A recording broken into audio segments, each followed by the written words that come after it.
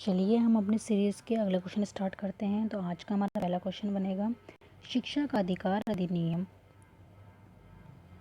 2009 में उल्लेखित की गई समावेशी शिक्षा की अवधारणा निम्नलिखित में किस पर आधारित है? व्यवहारिक सिद्धांत पर, अशक्त बच्चों के प्रति एक सहानुभूति अभिवृद्धि करके, अधिकार आधारित मानवता परिप्रेक्ष्य, मुख्यतः व्यावसायिक शिक्षा उपलब्ध करा के, अशक्त बच्चों को मुख्य धारा में समावेशी शिक्षा का मतलब यही है कि हम सिर्फ दिमाग वाले बच्चों को और हाथ पैर से सही बच्चों को एक क्लास में नहीं रखेंगे, हम सभी बच्चों को इंक्लूड करेंगे ताकि सब बच्चे एक दूसरे के साथ रहना सीख जाएं। तो इसका आंसर हो जाएगा मुख्य व्यावसायिक शिक्षा उपलब्ध करा के अशक्त बच्चों को मुख्य धारा में शामिल करना।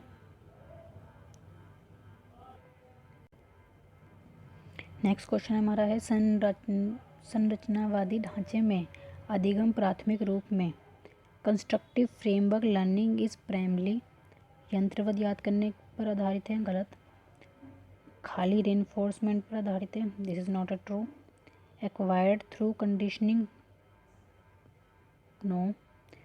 हम इस सब में जो सारे ऑप्शनों में सबसे बेस्ट ऑप्शन आएगा focused on process meaning of making, अवबोधन की प्रक्रिया पर केंद्रित है। इसका आंसर हो जाएगा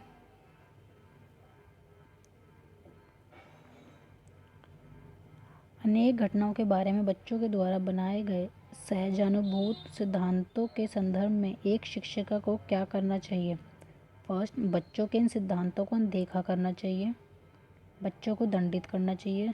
आजकल में बच्चों को दंडित करने वाला ऑप्शन तो हमेशा ही गलत होता है। बार बार याद करने के द्वारा एक सही सिद्धांत में बदल देना चाहिए। रटने की प्रक्रिया पर जोर नहीं दिया जाता। बच्चों सिद्धांतों को अनदेखा कर देंगे क्योंकि आजकल तो पढ़ाई ही चाइल्ड सेंटर्ड है, इसलिए बच्चों को हम कुछ भी अनदेखा नहीं कर सकते। फोर्थ ऑप्शन ही बच रहा है, इसको पढ़ लेते हैं। प्रतिकूल प्रमाण व उदाहरण को प्रस्तुत करके बच्चों के इन सिद्धांतों को चुनौती देनी चाहिए। This is the right answer. छात्र केंद्रित शिक्षा शास्त्र की क्या विशेषता है? चाइल्ड सेंटर पेडागोजी किसको प्रमोट करती है? केवल पाठ्य पुस्तक पर निर्भर होना चाहिए। रॉन्ग। बच्चों के अनुभवों को परमात्मा देना, यंत्रवत याद करना, गलत हो जाएगा। योग्यता के आधार पर ऑप्शन तो यही ठीक है कि बच्चों को ही दिया जाता है, तो हम अगला ऑप्शन भी पढ़ लेते हैं। योग्यता के आधार पर विद्यार्थियों को नामांकित करना, वर्गीकृत नहीं करेंगे हम कहीं भी। 20 क्वेश्चन हमारा हो जाएगा, संवेग एक संज्ञान एक दूसरे से है। इमोशन एंड कॉग्निशन आपस में क्या है? इनका पूर्णतः अलग है, स्वतंत्र है, सन्निहित है या संबंध नहीं है? हम कंप्लीटली सेपरेशन नहीं कह सकते क्योंकि एक दूसरे से जुड़े होते हैं। इंडिपेंडेंट स्वतंत्र होते हैं, ये भी नहीं है, और मतलब भी नहीं है इनका आपस में, ये तो बिल्कुल ही गलत हो जाएगा। तो हमारा जो ऑप्शन बचता है वो इंटरवोवन विद, मतलब सन्निहित आपस में होते हैं ये मिले जुले। वादी सिद्धांतों के अनुसार अधिगम के बारे में निम्नलिखित कथनों में से कौन सा सही है? अधिगम रूपांतरण एवं स्मरण की प्रक्रिया है। Learning is the process of reproduction and recall, ये भी सही है। Learning is the process of rote memorisation, यंत्रवत करने की प्रक्रिया, रटने की प्रक्रिया नहीं है। कंसंट्रेटिव में ये भी नहीं आएगा। अधिगम आवर्तीय संबंध के द्वारा व्यवहारों का अनुबंधन है, गलत। अधिगम सक्रिय विनियमन के द्वारा ज्ञान के संरचना की, हाँ। कंस्ट्रक्टिव में जो होता है वो knowledge and construction of knowledge by active engagement, ये ऑप्शन सही जा रहा है यहाँ पर। विद्यार्थियों को स्पष्ट उदाहरण एवं गैर उदाहरण देने के क्या परिणाम हैं?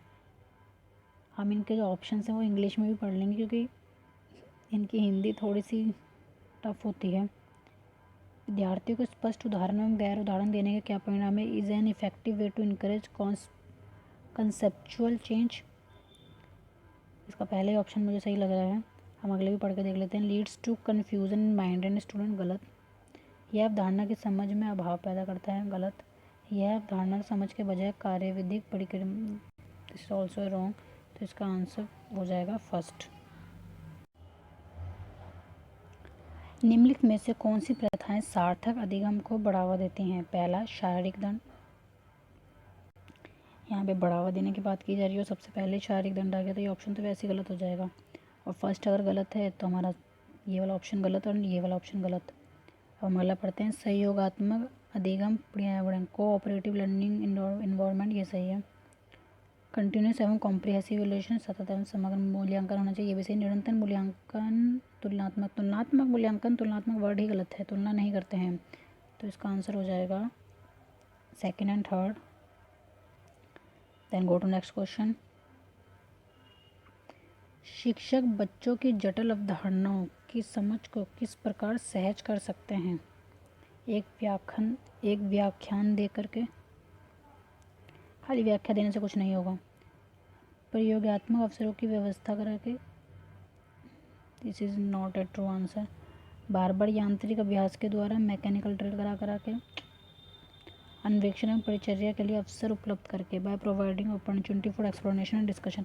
हम इसमें वो ऑप्शन ज़्यादा सही रहता है जिसमें बच्चे ज़्यादा भागीदारी बन रहे हैं। इसमें बच्चे खुद डिस्कशन कर रहे हैं, हमारी व्याख्या देने से कुछ नहीं होगा। हमारे इसके अंदर बच्चे कर रहे हैं, अपना अपॉर्चुनिटी मिल रही है, उन्हें घूम रहे फिर रहे हैं, एक्सप्लोरेशन हो रहा है, डिस्कशन हो रहा है, तो ये ऑप्शन ज़्यादा सही होगा। निम्नलिखित अवधि में से किसमें शारीरिक वृद्धि एवं विकास तीव्र गति से घटित होता है?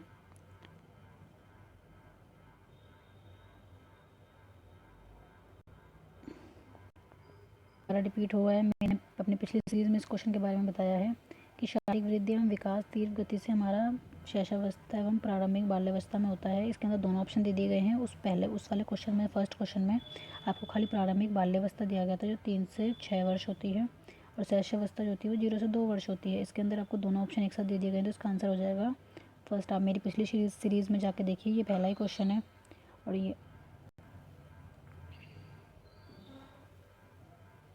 निम्नलिखित में से कौन सा विकास का सिद्धांत नहीं है? विकास जीवन पर्यंत होता है, यह सही है। विकास परिवर्त्य होता है, मॉडिफाइबल है, ये भी सही है। विकास आनुवंशिकता एवं पर्यावरण दोनों पर प्रभावित होता है, यस ऑफ कोर्स।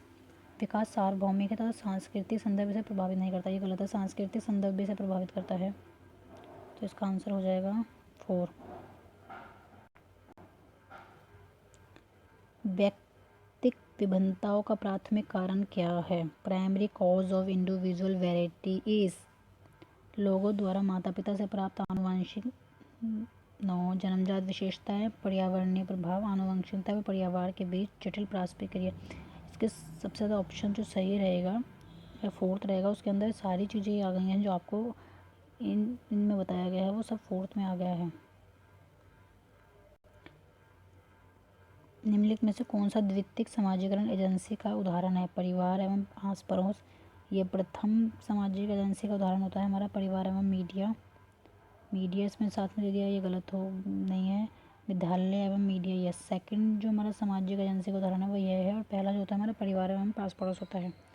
तो देन आज हम इतने ही क्वेश्चन करेंगे। आपको कैसा लगी मेरी वीडियो कृपया कमेंट करके मुझे बताइए। Please like share my video and subscribe my channel.